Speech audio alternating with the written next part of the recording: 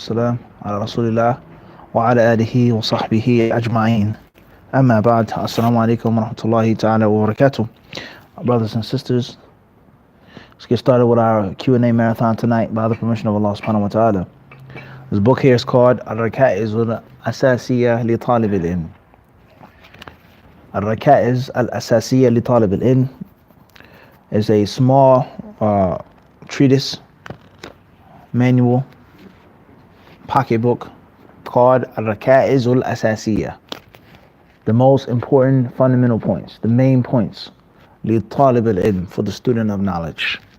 The book is written by Sheikh Wahid Abdus Salam Bali, the author of the famous and critically acclaimed book regarding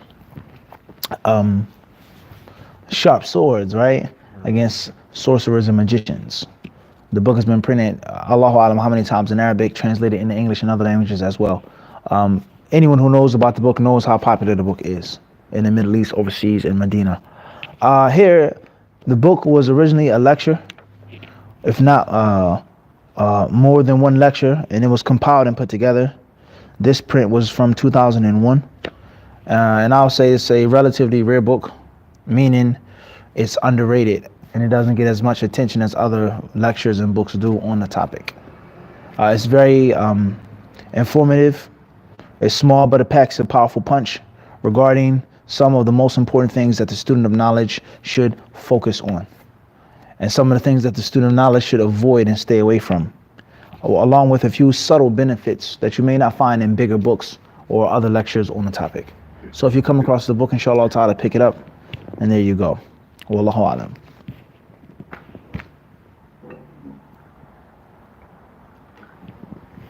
Fadl.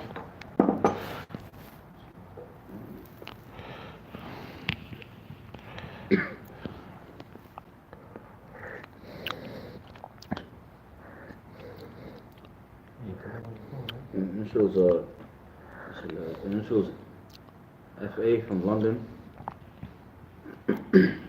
UK. How did Aisha and the Prophet race each other, and is racing encouraged in Islam? And Mufti, did you used to race back in the day? How did the Prophet ﷺ and Aisha race? Is racing encouraged in Islam? And Mufti, did you yourself used to race back in the day? As far as the specifics of how they raced, Allahu Alam, the narration is well known. What was the specific way in which they raced? Allah knows best. If it's not mentioned in the narration, then Allah knows best. Al-Muhim, they raced. They ran. Where were they? Was it a discrete location? Who was around them, etc.? Al-Muhim, they raced. They raced, okay? They ran as husband and wife, and as a playful and joyous and romantic thing to do. As far as is racing encouraged in Islam, then anything which leads to preparedness and fitness for the purpose of jihad fi sabilillah, stamina, endurance, speed and strength, skill, such as riding on horses, or swimming, or archery, and things like this, wrestling, as mentioned in certain narrations. These things are generally encouraged in Islam. As far as racing as a recreation, then there's nothing wrong with recreation in Islam, as long as it is not something which is haram. As long as it doesn't go against the Quran and the Sunnah, as long as it's a means of you being in shape, as long as it's a means of you preserving the body that Allah has lent you, the amana, and it has to have a greater and higher purpose, and that is jihad fi sabilillah. As the Prophet ﷺ allowed Aisha to look at those Abyssinians who were in the masjid doing spear play. They were practicing and playing with their swords, but it wasn't just sheer recreation and sheer folly, but it was a dance or a game or spear play with the intention of training for warfare. Training for warfare. All right, so that's what the ulama of Islam say about these things and these sports. It's permissible, but the Muslim and everything that he or she does always has to have a higher aim. Always. So when you eat and you drink, you just don't eat and drink because it's good, but it has to be a what? A higher aim. All right. Well, when you seek knowledge, you just don't seek knowledge and buy books just to have books, but it has to be for a higher aim. It has to be for bigger, greater cause, and that's the cause of Allah subhanahu wa ta'ala. As far as did I used to race back in the day, and of course I think every little kid raced back in the day. Did I run track professionally? No, not necessarily. I never did track and field. I wasn't that fast. I wasn't slow, but I wasn't fast like that. I played a few organized sports, let alone unorganized sports in which you have to run. I wasn't never slow, alhamdulillah. But I wasn't like, Flash Gordon or nothing. It wasn't Jesse Owens. And Allah knows best. Assalamu alaikum Mufti. This is Ian from Melbourne, UK. Can Karamat go as far as the Prophet ﷺ talking to someone? I heard this from a once very ill person who genuinely claims so. Question comes from the questions regarding karamat al-awliya, which people consider or may say call miracles, unnatural, paranormal things that Allah allows righteous people to do, and allows things to transpire and take place via the hands of His righteous servants at a time which He wills, subhanahu wa ta'ala. And the question comes from where you said? Melbourne, Australia. Can this go as far as the Prophet speaking to someone? I've heard someone claim this several times, so on and so forth. Seeing the Prophet ﷺ in a dream, nothing wrong with that. The Prophet speaking to you while you're alive and while you're up, it's not impossible for Allah to allow. It's not impossible, but it's not something that has been done to the righteous and early Muslims of the early generations. At times in which they needed the Prophet's guidance, they needed his help, they needed his decision, which prevented bloodshed, and which could have prevented starvation and famine, and which could have prevented all types of political strife. But the Prophet never spoke to them, and he never told them anything. So therefore, claiming that and saying that the Prophet spoke to me and I was up and I wasn't asleep and I wasn't dreaming is extremely dangerous. Saying that the Prophet spoke to you in a dream and he gave you religious instruction is extremely dangerous. Extremely dangerous for the one who claims that. Wallahu alam. And this was F. Ali from London, UK. Is it allowed to request zakat from extended family members because you yourself is miskeen? Question from London: is it okay to request zakat from extended family members because you yourself are extremely miskeen?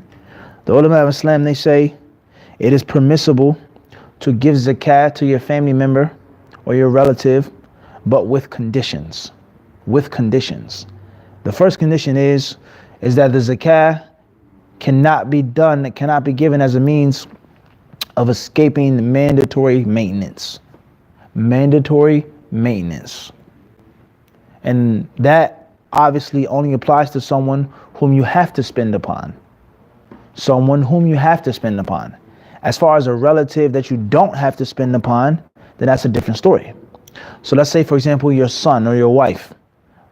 All right, someone that you have to take care of. They're living with you. You have to take care of them. You can't say, "Here's my zakat money." No, because they deserve nafaqah, spending, maintenance. And then if you wish to pay zakat, why give it to a stranger when you can give it to your family member? But not killing two birds with one stone. No, that cannot be done. As far as seeking sadaqah or seeking zakat, then it's permissible as long as the need is there. Whoever you're asking it for, as long as the need is there. Wallahu a'lam. Initials MA from Washington, D.C. Assalamu alaikum, Sheikh. May Allah bless you. Is it a legitimate reason for a Muslimah to stop visiting some of her relatives because she is 99% sure that they're involved in some type of black magic? Is it a valid excuse for a Muslimah to avoid visiting her relatives because she's 99% that they're involved in some type of black magic? I would say, if you have a strong feeling that they're involved with black magic, even if it's not 99.9%, stay away from them. If you can give them advice from a distance without harming yourself, do so. But you yourself protect yourself and stay away from them and avoid that evil act of kufr and shirk. Whether you're 99% sure or 70% sure. Wallahu alam. Initials F. Ali from London, UK. What are the best ways to approach sister for marriage, of course? F. Ali from the UK. What are some of the best ways, or what's the best way to approach your sister to get married? Like we answered before, there's no one way because every sister is different. And this is one of the most important lessons I think that you can learn about women, is that women are different. There are general principles, yes. There are things which are shared, but every single woman is different than the next woman. What attracts her may not attract that one. What turns this one off may be the apple of her eye. Everyone's different. This woman is shy and bashful. This woman is maybe different. She's playing hard to get. This woman is waiting for you to come after her. It depends. Every woman is different. Every situation is different. So you have to generally analyze the woman or the sister that you're trying to marry. What type of sister is she? Is she wealthy? Is she poor? Is she knowledgeable? Is she really religious? Is she half and half? Is she shy? Is she, confident? What? It depends on the sister. It honestly depends on the sister. What's important is you can never hurt yourself, or sometimes you can hurt yourself, but hopefully it's safe in taking a moderate and balanced approach. A moderate and balanced approach. A safe approach that's generally safe for all situations. Going through somebody else. But if the sister is really, feeling you, she likes you, she may become offended that you send someone else. Or she may feel like you're not an alpha male. You're not a dominant male. You're not man enough to say it to me. It depends on the situation, huh? Wallahu alam. Initials HA from New York, New York. Assalamu alaikum, Ustad. Barakallahu feek. What are the signs that someone is being arrogant? How can I avoid becoming arrogant? A question from New York City. What are some of the signs of someone being arrogant? How can I avoid being arrogant? May Allah bless you as well in both worlds. Ask Allah to protect you from arrogance and from anything which is of bad character. As it's mentioned in certain narrations, the Prophet will seek Allah's refuge from illnesses, diseases, and bad character. All right? So arrogance, without a question, is one of the worst manifestations of bad character. Bad character with Allah, with yourself, and with the people. So ask Allah to protect you therefrom. Be humble. But don't be humble to the point in which you're humble and your humility is fake. It's fake. And it's too extreme. Don't be so humble to the point in which you're trying to be something that you're actually not. As far as trying to better yourself and work on yourself and make jihad enough, of course, we have to try to be something that we're not. Trying to be pious, but not to the point in which it's cosmetic and fake. All right? And it's just simple. It's very easy and it's very simple. Just be humble. Allah gave me whatever I feel and think that I have the right to be arrogant for. I'm a very handsome brother. It's Yusuf alayhi salam, right? As we say, Rico Suave. He's Casanova. Beautiful, smooth, a lover boy, a ladies man. Allah gave you that. I'm really smart. I'm super intelligent. I'm so smart. Allah gave you those smarts. I'm super strong. I have a strong body, muscles. Allah gave you those muscles. I have a lot of money. I'm getting what? I'm getting a chicken, right? Cash flow. He said 7 C's, right? The poet said this. Who gave you that? Allah subhanahu wa ta'ala. If you're a sister and you're beautiful, okay, Allah gave you that beauty. So just realize that Allah is the endower and it's a gift. So if you realize that Allah gave it to you, you know Allah can take it from you. And it was a time in which you didn't have it, and it's a time which is going to be taken from you eventually. All right? So just be mindful of that, and just be mindful that there's always someone who's bigger and better than you, always. There's always someone faster, stronger, smarter, more knowledgeable, more pretty, a better dressed. There's always somebody that's above you. So it's no point in you being arrogant. And humility is the sign of the true master. Everyone understand this is one of the principles of HadithDisciple. We mentioned this in the Deadly 7, 5 minutes of faith. Be humble. Humility hides your true skill. Wallahu alam.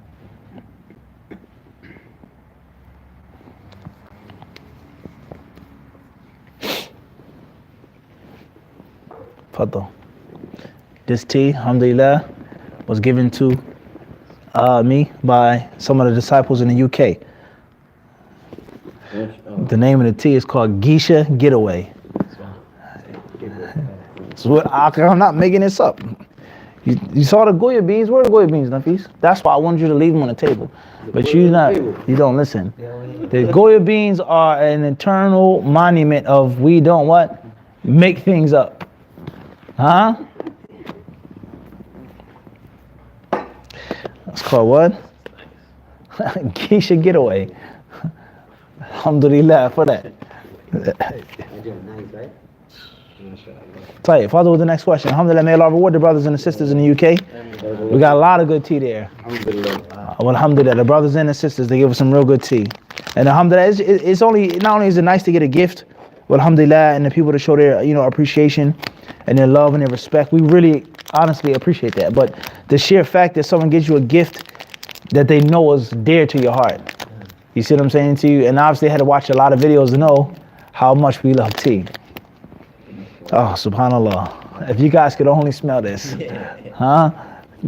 Can I? You gotta ask. Go ahead. Exactly. Faddal. Can I keep it? Allahu Akbar. Faddal. Initials SA from Ontario, Canada. It says here, Abby won't come with me to get to know a potential because he thinks it's extreme to come along. He expects us to date without getting physical. How can we get to know each other without my mahram? Find another mahram. Not meaning that you kick your father out the way, but ask your uncle to chaperone you, or your brother, inshallah. And worst come to worst, if you can't find a family member, get a brother from the masjid. As long as there's a third party there. Your father has given you permission. He's giving you permission, class.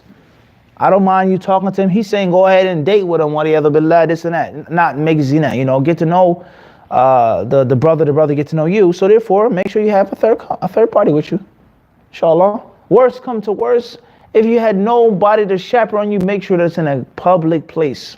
And make sure you have good self-control. Wallahu alam. It's better than some fathers, right?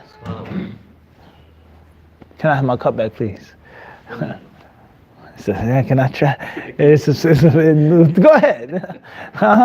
Subhanallah. La ilaha illallah. Faddal. Next question. Allah has truly blessed us tonight. That smell, that aroma? La ilaha illallah. Oh, give us better. Initials EN from Melbourne, Australia. Is it allowed to say God bless you to a kafir when they sneeze? And is this practice allowed in the first place? When a kafir sneezes, don't say God bless you. Don't say that. Unless you have the intention of Allah blessing them with the greatest blessing, which is the blessing of guidance, al-hidayah. May Allah change you from being a kafir. But even then, don't say that. That is something from the rights of the Muslim. As the Prophet ﷺ says when he sneezes, that you what? فَشَمِّتْهُ. All right? That's from the rights of the Muslim, i.e., not from the rights of other than the Muslim. Wallahu alam.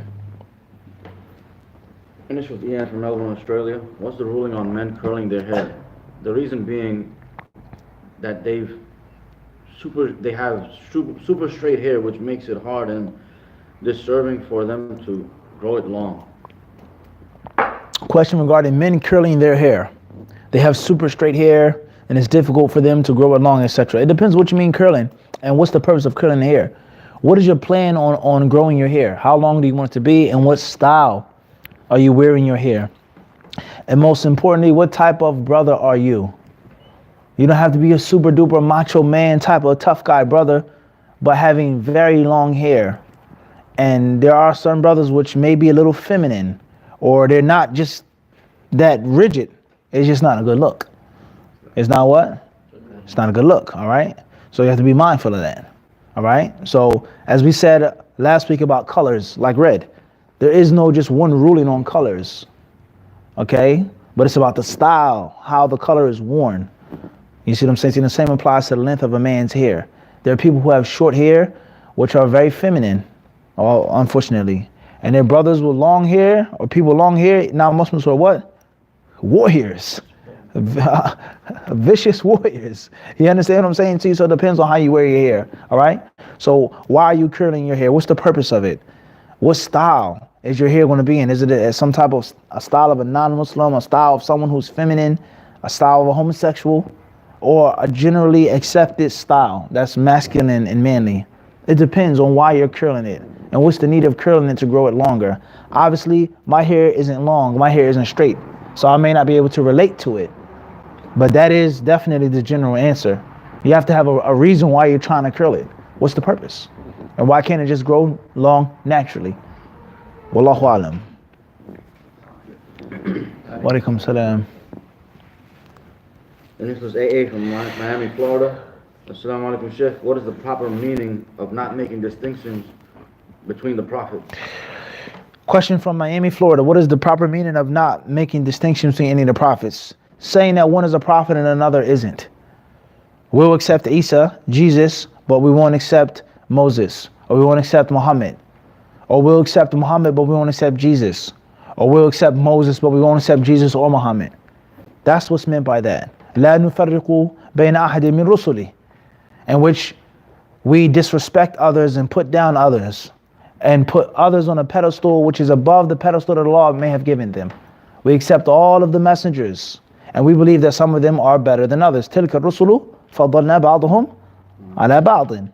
Allah says those messengers, some we've given precedence over others. But Allah gave them precedence, not us. And the precedence of the prophets and the messengers is not based off of race. The Jew is better than the Arab is better than the Jew is better than the Gentile, etc. La. It doesn't work like that. So that's what's meant by that. Wallahu alam. Initial essay from Ontario, Canada. Assalamu alaikum, Sheikh. What is the difference between the Dome of the Rock and Masjid al-Aqsa? Allahu alam, what's the specific difference? Al-Masjid al-Aqsa, is it talking about the specific masjid or is it talking about the location? Like we have Al-Masjid al-Haram, the sacred mosque. Sometimes it means Mecca as a city, and sometimes it means the actual masjid. Okay? Now we talk about the Dome of the Rock where the Prophet ﷺ is said to have ascended and so on and so forth. Well, obviously there's a difference between Masjid al-Aqsa and the Dome of the Rock.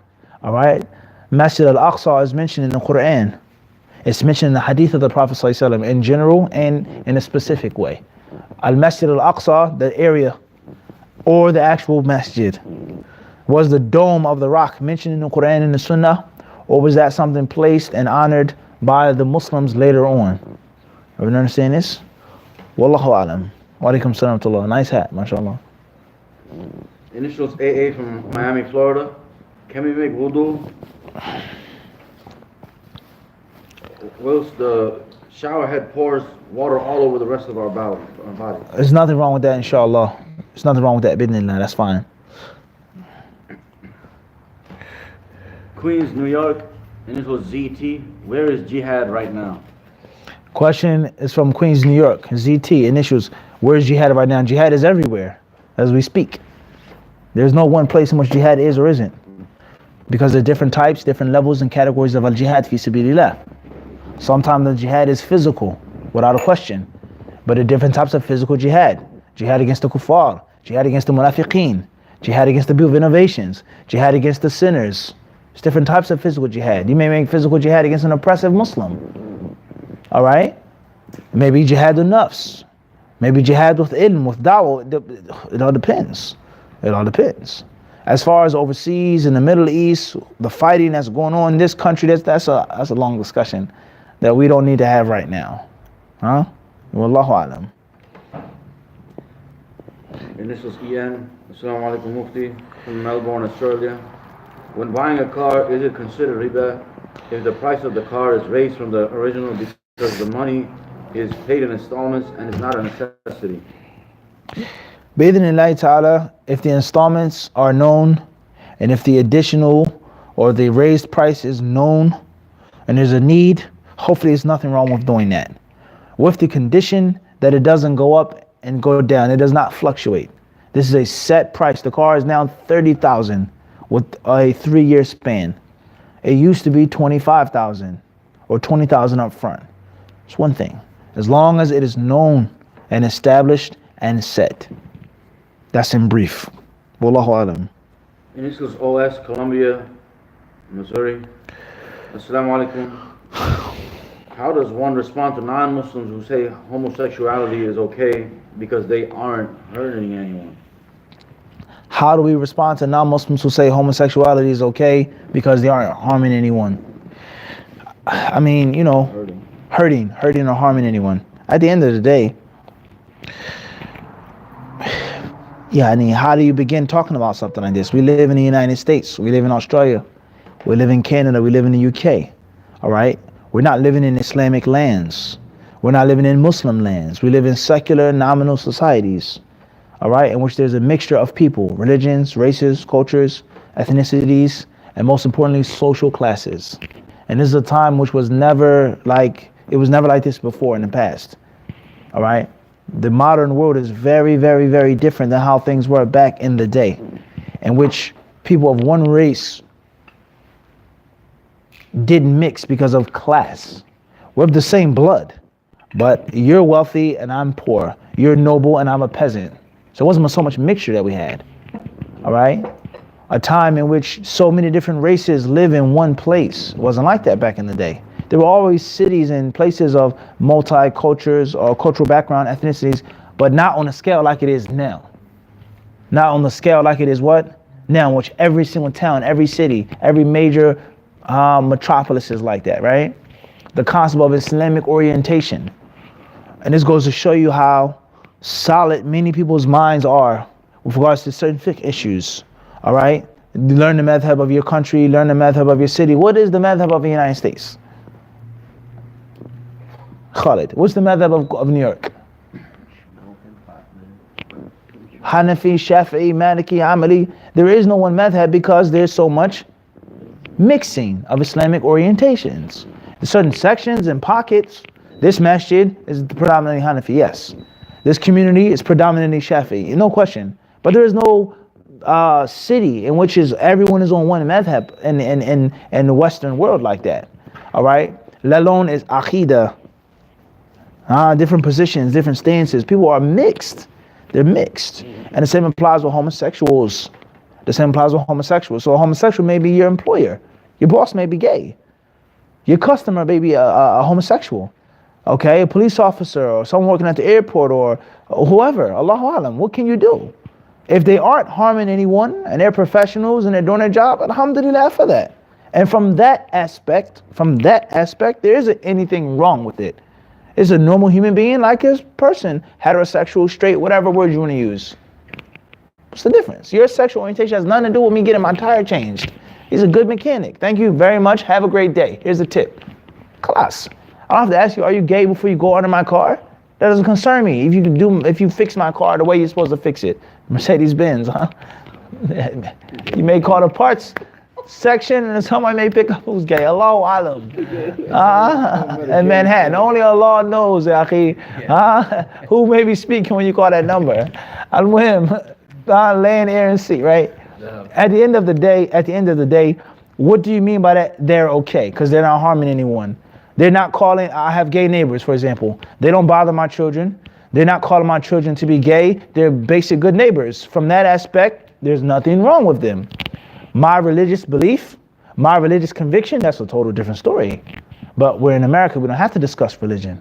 We don't have to speak about our ideals and views and opinion. That's not important right now. As long as we're obeying the law and getting along as citizens. So if that's what you mean, then of course. But if you mean that it's okay and it's acceptable, then that's obviously a different story. That's obviously what? A different story. And just because someone isn't harming or hurting someone, it doesn't mean that an act is okay. Everyone understand this? Wallahu alam.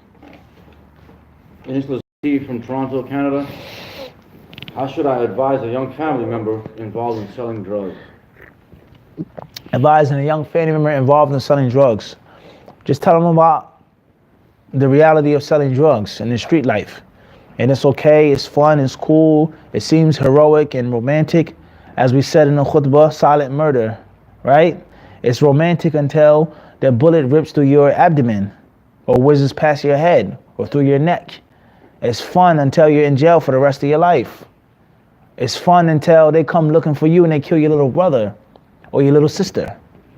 They were looking for you and they thought that was you in the car, but it was your little innocent little brother who's a nerd and he plays video games all day and he wants to go to college and be an engineer. And they riddled his body with bullets. Then it's not fun anymore. It isn't fun. Okay? And before you think about retaliating and making revenge, you're broken into pieces, seeing your little brother with 10 bullets in his chest, sticking out his neck, tubes. It's not fun anymore. And then you go and you kill someone. And then it's a never-ending cycle of bloodshed. All right? It's not fun. All right? It's not fun dying from an overdose. All right? It's not fun turning a mother of children into a whore. It's not fun turning a father, someone who takes his kids to the park and let them, He lets them jump on his back and he buys them ice cream cones. You turn him into a savage who'll do anything just to get a crack rock. There's nothing fun about that. It may be fun now, 5 years, 10 years, 20 years. It's not fun anymore. In which your life has went by and you have accomplished anything. All right. So tell them about the reality of drugs and how it ends up in one destination, and that is calamity. Whether it's jail, whether it is death, or whether it is a serious injury, or whether it is you living miserably with yourself for the rest of your life, and you're regretting, and you can't get back those years in which you destroyed yourself and you destroyed others for what? For money, for fame, for popularity, for a woman, for cars, for ice. It sounds good. We all love the rap culture, the hip hop culture, the movie culture, as we explained, because it's not just rap music. All right, that's ultimate hypocrisy by the media. It's not just rap music, but of the actors as well. And don't forget that Al Pacino and Robert De Niro and these people, they're not going home at the end of the night to the projects. They're going home to a high-rise condominium, to the utmost luxury, the extreme luxury. They're not going home to no Scarface is only Scarface on the TV. Al Pacino is only the Godfather what? On a television screen. Don't ever forget that. And the deep thing about it, subhanAllah, within these movies and also in the songs and the cartoons and the media, there's always a conscious meaning in those movies and in those songs, always. They always talk about the end. That's one of the most important lessons of the Godfather. He says, when they come for you, they come for the one you love. And he died miserably by himself, without money, without wealth, without power. He was miserable. And all of the people that he ever loved, they had to suffer because of the life that he lived. That's a lesson for you. And that's just a movie, let alone real life. So advise them about the end, the destination. All right. And that's why when someone starts treading that life, the life of crime, sometimes it's the most dangerous situation, the one who's in the beginning, because he's high and he's addicted to the lifestyle. And he hasn't yet experienced the reality of the lifestyle, someone who's been in it for some years. And it says nothing funny about this. It's nothing cool about this. Trust me. When you come home from jail for 15 years, you can't get a job. You can't live a normal life. It's not funny anymore. All right? Seeing your children grow up without you is not fun. You being manipulated as a pawn on a bigger piece. All right? It's not fun. So that's what I would do, and Allah knows best. Obviously, that's hard. They want to, say you're this, you're corny, you're this, you're goody, all right, whatever. But you do have the responsibility of trying to talk to them before it's too late, and perhaps they'll listen. Wallahu alam. And this is AF from London, UK. Assalamu alaikum. If a person of knowledge says he believes it's disliked to shake the opposite gender's hand, can they be directly criticized? Question says, if a person of knowledge holds the view that it is only makruh to shake the opposite gender's hand, can they be directly criticized? Yes, they can, and no, they cannot. From one aspect, you can criticize whoever you feel needs to be criticized, as long as you do it the right way, and as long as you have your proof and your evidence. From another aspect, if he feels that there's no proof, or the proof isn't authentic, or the proof isn't strong enough, who are you to criticize him? There's people who preceded him from the people of knowledge in that statement, hypothetically speaking. Hypothetically what? Speaking. So there's a difference between ijma' and there's a difference between al-ijtihad. And just because an issue is an issue of ijtihad does not mean there's no criticism. That's wrong, and that's another extreme. It doesn't have to be consensus of the ulama for me to feel that you're wrong and to criticize you with my proofs and evidences. Everyone understand this? Imam al-Bukhari rahimahullah ta'ala, Kitab Raf' al-Yadayn. Who was he talking about in that book? I'm not, Allahu alam, who he was talking about. He said, we ain't talking about what? We're talking about you. Everyone understand this? Who was Imam al-Bukhari talking about when he wrote that book? And raising the hand is not an issue of ijtihad? No. But he was harsh in that book. You read the Kitab Raf' al-Yadayn, it's like it's a different Imam al-Bukhari. It's a whole different style which he uses in that book. Ibn Abi Shaybah rahimahullah ta'ala in his Musannaf, he made a whole chapter refuting someone. I'm not going to mention his name. Who was he talking about? Those issues, were they not issues of ijtihad? But he still refuted him. All right? So it depends. Wallahu alam. Initials UK from Durham, North Carolina. Assalamu alaikum, Sheikh. May Allah bless you. How was the Quran revealed to Allah? So how was the Quran revealed from Allah to Jibreel to the Prophet? Jazakallah khairan. Question comes from North Carolina. How was the Quran revealed from Allah to Jibreel alayhi salatu wasalam? Jazakallahu khairan. It was revealed to Jibreel alayhi salatu wasalam. It was given to Jibreel alayhi salatu wasalam. Allah gave it to him, He gave it to Muhammad sallallahu alaihi wasallam. The specifics of that, the details of that which the ulama of Islam say regarding the Lawh al-Mahfuz, Jibreel alayhi salatu wasalam hearing it directly from Allah subhanahu wa ta'ala, Muhammad sallallahu alaihi wasallam getting it directly from Jibreel alayhi salatu wasalam, dreams, so on and so forth. Al-Muhim, we believe that it was revealed and sent down to him. And we also believe as Muslims that Allah speaks and His speech is heard and it is real and it is not figurative. It's just that simple. Wallahu alam. And this was you from UK. Ihsan Rahman from Detroit, Michigan. What is the ruling on eating raw food like sushi and raw beef? Amen. Question comes from where? Detroit, Michigan. Detroit, Michigan. What's the ruling on eating raw food such as sushi or raw beef? Okay. The general rule is that it's permissible to eat what you want to eat from the dunya. Eat what you like from the dunya. هو الذي خلق لكم ما في الأرض جميعا. Allah made everything on this earth for us. So what's the ruling on eating cooked food? What's the dalil that you have to cook food? Where does it state that you must cook food? Where is the hadith that warns us from eating raw food? Is there a hadith that states that? Who is the one who mandated the cooking of food? Is it well known? Of course we know that for years, but who is the one who mandated it? Where is it at? Bukhari, Muslim, in which the Prophet says you must cook food. Beware of eating raw food. Do we have that? If we don't, then it's permissible to eat what you like, as long as it's halal and as long as it's not harmful and poisonous to the body. It's just that simple, all right? So that's first and foremost. The dunya, everything is permissible until proven haram. I can drink whatever's in this cup until it's proven haram, not the opposite. What's the dalil that you can drink Welch's grape juice and Perrier? You see the bottles? People can see. What's the dalil that I can have this drink? What's the proof that it's permissible to mix these two? You have to have a proof saying that I can't mix the two because it's a worldly issue. It's not a religious issue. You make 8 rak'at after Salat al-Fajr, right after Salat al-Fajr. And one who says, what's the dalil for what you're doing? I say, what's the dalil that's haram? No, it doesn't work like that. Man amila amalan laysa alayhi amruna fahuwa rad. Aisha's narration, radiyallahu ta'ala anha, in Sahih Muslim, that the Prophet sallallahu alaihi wasallam says, whoever does a deed which is not in the rule book of ours, this rule book of ours, laysa alayhi amruna, is not in accordance with our affair, the deen, the sunnah, then it is rejected. So the dunya is permissible until proven impermissible. And the Islamic, religious, spiritual aspect is prohibited until proven sunnah, proven to be the sunnah. So you can eat whatever you want to eat, all right? If eating sushi causes you harm, then you can't eat it.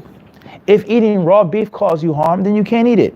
If sushi is healthy for you and is tasty and delicious and you like it, bismillah. Bismillah. What could be better for your body than fish? What could be fresh, more fresh or fresher than what? Raw fish. Right from the Bahar, Rahman Tariya. We said, when we refuted Sheikh Hassan in Canada, and when she said that sushi was haram or makruh, we said what? La, yeah, Sheikh, Malich. No way. We're not accepting that, okay? At the end of the day, one can make the argument about what's the permissibility of eating steak? What's the permissibility of eating a big, gigantic plate of rice overseas? If they don't give you a big, huge heap of rice, people become offended and disrespected. You've disrespected, you've shamed me if you give me a little bit of rice. So one may say that eating sushi, just hypothetically speaking, is closer to the deen. Efficiency. It's a bowl of rice instead of a what? A plate of rice. The meat is cut, fresh, prepared, delivered specifically. Everyone understand this? As far as eating raw beef, then the ulama of Islam, they say that the ulama of Islam hold the view that eating camel's meat breaks the wudu, has nothing to do with the meat being cooked. When I was in the College of Hadith, my first year, we were discussing this issue with our professor, Sheikh Saud al-Jaboi, rahimahullah. And the issue came up of eating the camel's meat. And what the Jumhur, the majority of the ulama say, and what other ulama say, that eating the camel's meat breaks wudu, such as Imam Ahmed and others. So the issue came up of the camel's meat, and the issue came up of mimma massatun nar, that which was touched by the fire. So some students were saying, well, Sheikh, of course there's a connection. And the Sheikh, he stopped the students. He says there's no connection. If a person eats camel meat, cooked or uncooked, his wudu is broken. And he said that there are certain Arabs who eat raw camel meat. And they take thin slices of the hump of the camel and they eat it raw, just like sushi. So of course the sushi is haram. The what they call it, the Yagyu beef, what they call it? The Kobe beef and all that. And all the different words, that's haram because it's from the east. But the Arabs, their slicing of the camel hump is what? Halal tayyib. Everyone understand the culture shock once again? Why is that permissible, but what? That's not what? Everyone understand this? So we have to be mindful of this. So is this a proof saying that you can't eat it? One thing. Eating pouring blood, clear. No debate about that. Aw daman masfuha. Blood that rushes forth. No doubt about it. There's no blood yogurt or blood pudding. No offense to our brothers in the UK, right? You can't have blood pudding. All right? The blood that's poured out, that's one thing. Allah Alam, how they make the pudding or the sausage, is it curd? Allah Alam, maybe. But the blood that comes out of the animal's neck, for sure. You can't do that. All right? Muslim eating blood, that's one thing. But something which is raw, is clean, is sufficient, is healthy, it's not dangerous, what's the proof that it's what? Haram. One may say, brother, that's better for you. Instead of eating a big, gigantic shank of lamb with a huge plate of rice, in which you take a few bites and toss the rice into the trash. Wallahu alam. No. And this was DD from Manchester, UK. How to tackle atheism and other horrendous world views that may affect our youth. How to attack atheism and other horrendous worldviews that may attack our youth. Alhamdulillah, on the internet is a great amount of information, and there are many resources in which every question or doubt that has ever been posted or posed or come up is answered in scholastic detail. Scholastic detail. You can find it, inshallah ta'ala, in Arabic, and there are many others in English, but for sure in Arabic. They have compendiums, encyclopedias are just about doubts about Islam with a strong scholastic answer. So it's all there. And obviously, what's on the internet is nothing more than a product of what's in these books, but it's simplified, categorized, broken down, and made into the modern form in which it needs for a modern war. Everyone understand this? So you just have to read and study, but it's all there. My humble advice, if I gave you something specific right now, it would be to have a very sharp understanding of the Quran. And the Quran addresses every single doubt of atheism, directly or indirectly. Nimrod and Abraham, creation of the heavens and the earth, spring turning into summer, summer turning into fall, fall turning into winter, etc. The cycle of life and death, bones being brought back after they were made the first time. Did they create themselves or they created? Everyone understand this? And things like this. Wallahu alam. He's making this type of dua like, may Allah guide all the non-Muslims. Is that dua permissible? There's nothing wrong with asking Allah to make the guide the non-Muslims. Make dua for them.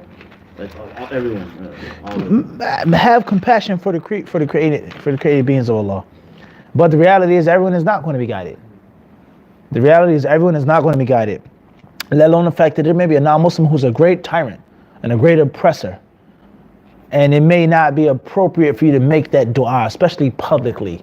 Someone who's killing and slaughtering Muslims, and you say, oh Allah, guide him. That may not be necessarily the most what? Appropriate supplication. Wallahu alam. And this was DD from Manchester, UK.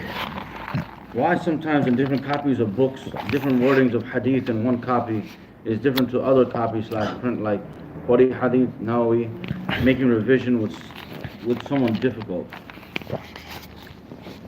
Question from the UK regarding why certain hadiths appear differently in certain books than others.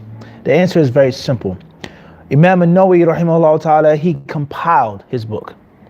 He does not quote those hadiths with his chain of narration.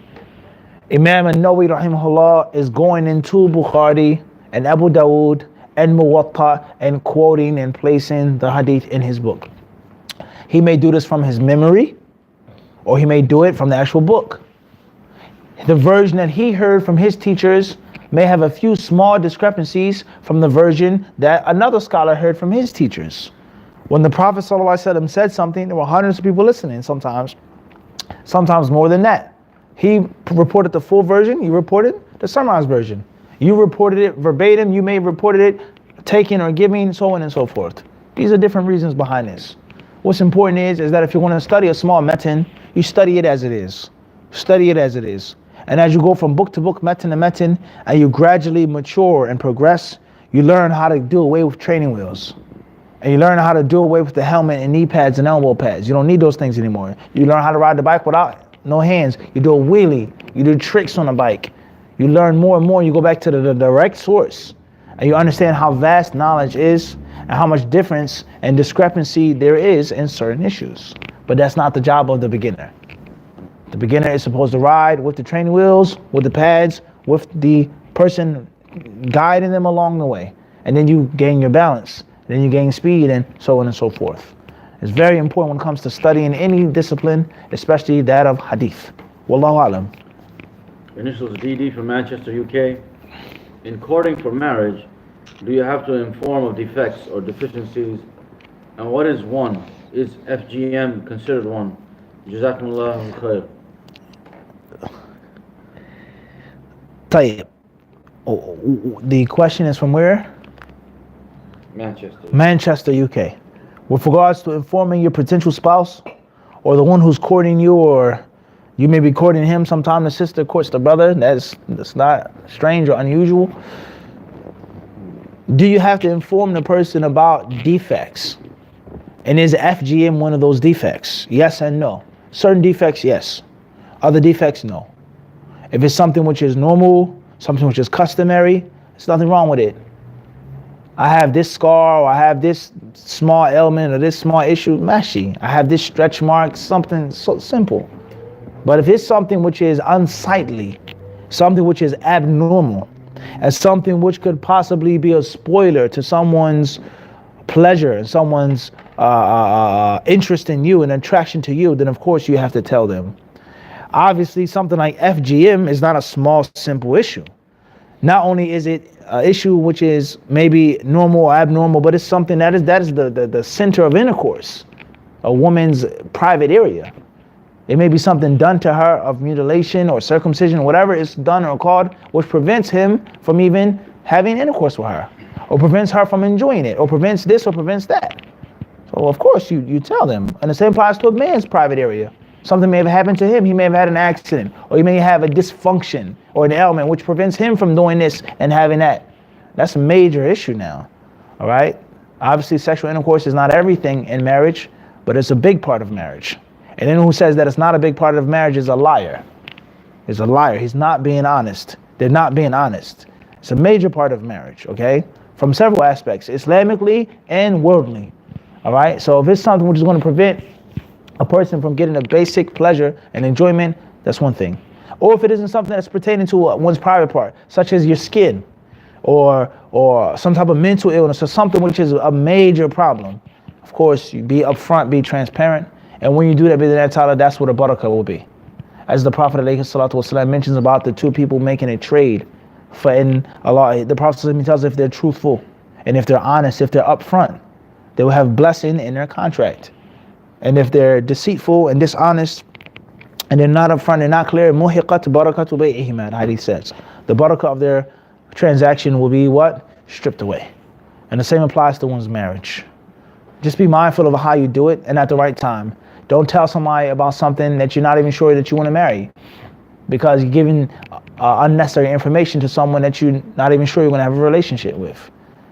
It has to be a time and a place. Some things let the guy or the girl know from the get-go. Don't even waste your time. I'm missing this. I can't do this. I can't have children. I can't have this. I need to take these pills. Let them know up front. Or there are other things in which you don't need to tell that person unless you're sure that you're ready to move forward. And this is the deal breaker here. Everything is agreed upon. I like you, you like me, but I can't such and such. I have such and such. Wallahu alam. And maybe, Allahu alam, they may like you and they may say, I don't care, so what? I want to be with you. Or they may say, let's get it fixed, or let's have surgery, or I'm willing to take these pills or this drink or whatever is wrong with the person, huh? And Allah knows best. This will conclude our session tonight. Jazakumullahu khairan. Sallallahu sallam wa baraka ala abdihi wa rasulihi nabina wa imamina Muhammad.